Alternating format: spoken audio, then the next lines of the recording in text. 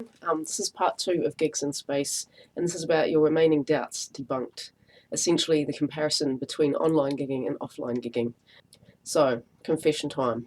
When I was first introduced to online performance, I was actually skeptical too about the option of playing gigs in my kitchen next to my rubbish, which was the only place that I could actually play without upsetting the neighbours at the time. And after having played gigs like Glastonbury, Wave Gothic Treff, and the Big Day Out, the New Zealand Arts Festival, I held this question in my head too. Was it really a good supplement to the traditional shows I was doing? Did it just make me look kind of amateurish? And though I hate to admit it, my thinking like that was just plain snobbery. I was being a snob. And despite how much I've always loved computers and what they've done for indie musicians, I failed to recognise that just like the recording side of music, the face of live music had changed as well, and very quickly, without me really being aware. I was sticking to what I knew, as human beings are inclined to do, and I thought that because music had been done a certain way for as long as I could remember, that it had to be done that way. It's the classic mistake in logic that lets us down repeatedly in human history, conflating what we have always done with that which is good. It's something anyone would get graded down for in a first year philosophy class. Thinking like that can also mean we hold on to mediocre ways for a long time, just because at the time we don't see any better ones. Once we get into the habit of doing things in those mediocre ways, we fail to see that a different way might be better at the time it actually presents itself, even once it's clear that traditional ways are starting to break down, and in the case of music, becoming a serious barrier to ideas getting out there. Now, I've met a number of online performers in the flesh, from performers who have played with the greats and toured the world, to performers who cannot and will not stand up in front of an audience of people in the flesh because it terrifies them. All of them are real musicians, made of flesh and blood, in love with music and playing regularly.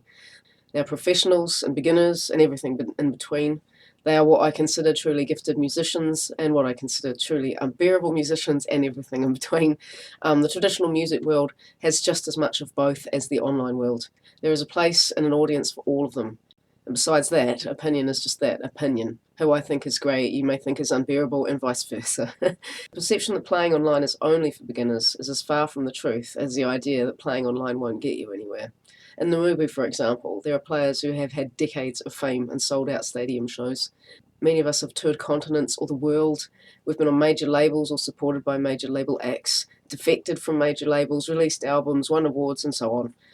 The audience are just as real. In fact, my last album would not have been made without them. And as for the idea that it won't get you anywhere, my last release was 85% funded by people who have only ever seen me play online. They promote me online, they bought CDs, books, t-shirts. They also came to my traditional venue gigs if I happened to play in their country. It's hard to get much more real than that without actually sharing a tent and field with someone. So after braving the challenge of that first online show, playing next to my garbage bin full of fruit flies in the high summer, it became obvious to me that playing online opened up doors that have been shut to indie musicians for years now. International audiences, record sales where you get the full percentage, zero cost advertising, no cost travel, gigs that only take 2 hours out of your day instead of 2 days out of your week. I discovered that playing online had pluses just as real, if not more so, than offline shows.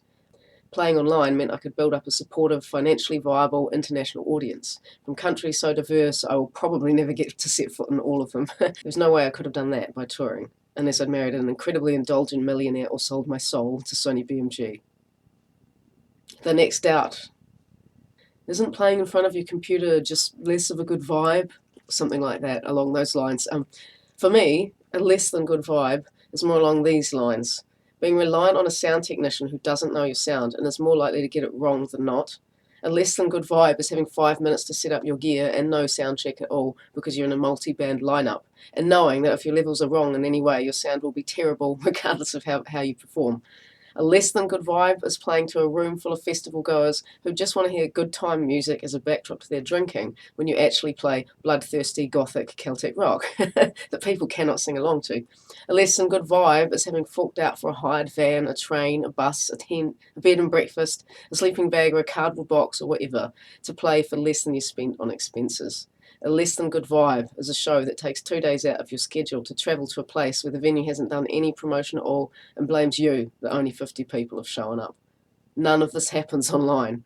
Sure, you can screw up your own sound, and I do this every time I get a new gadget, really, until I get the hang of it. But you'll always know exactly how you sound during the entire show.